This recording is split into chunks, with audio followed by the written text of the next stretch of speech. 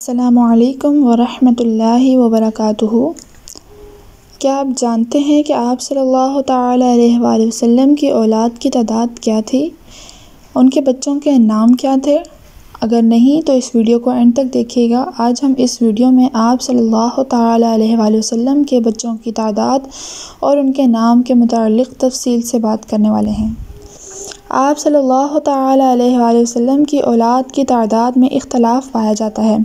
متفقن علیہ روایت کا خلاصہ یہ ہے کہ آپ کی اولاد کی تعداد 6 ہے، جن کے نام یہ ہیں: قاسم، ابراہیم، ام کلثوم، رقیہ، زینب اور فاطمۃ الزہرا رضی اللہ تعالیٰ عنہ۔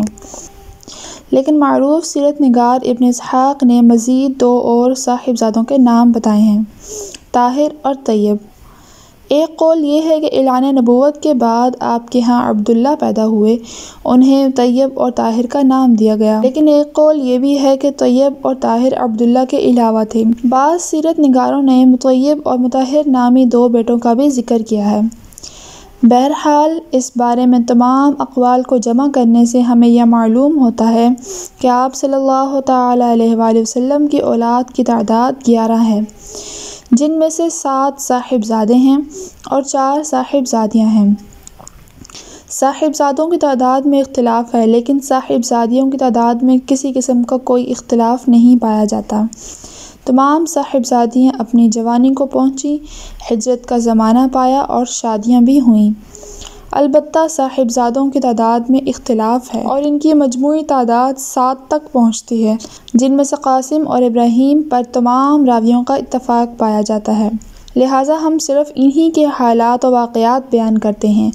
آپ صلی اللہ تعالیٰ علیہ وآلہ وسلم کے سب سے بڑے بیٹے قاسم تھے، لہٰذا ہم سب سے پہلے انہی کے حال و احوال سے ابتدا کرتے ہیں۔ اعلان نبوت سے پہلے آپ صلی اللہ تعالیٰ علیہ وآلہ وسلم نے سیدہ خدیجہ رضی اللہ تعالیٰ عنہ سے نکاح فرمایا۔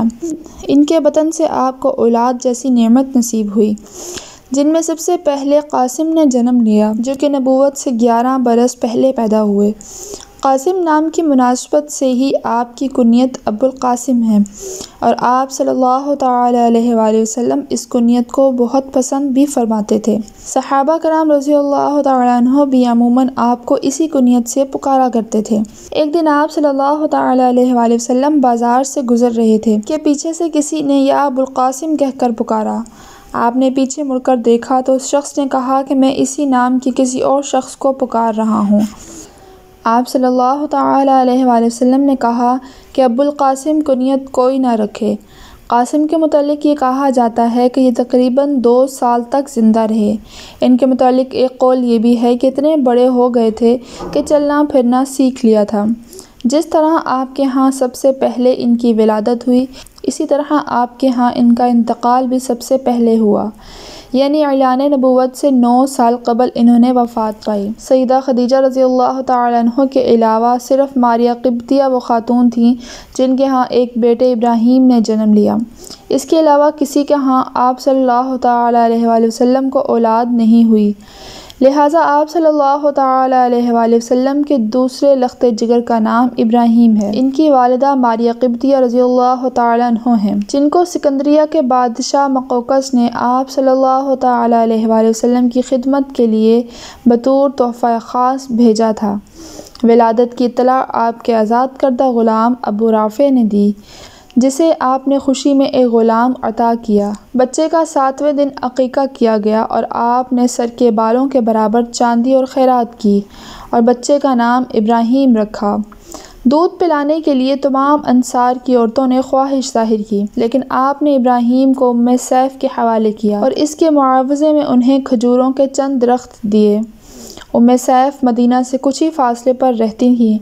آپ صلی اللہ تعالیٰ علیہ وآلہ وسلم وہاں جاتے، ابراہیم کو گود میں لیتے اور پیار کرتے۔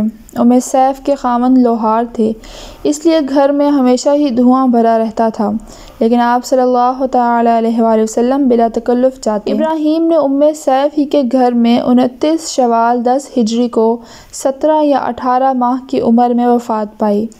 انا للہ و انا الیہ راجعون۔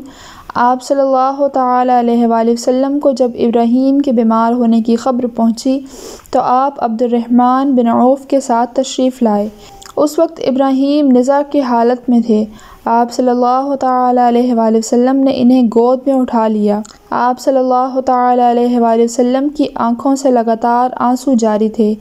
عبد الرحمن بن عوف نے کہا، یا رسول اللہ صلی اللہ تعالی علیہ وآلہ وسلم، آپ کی یہ حالت؟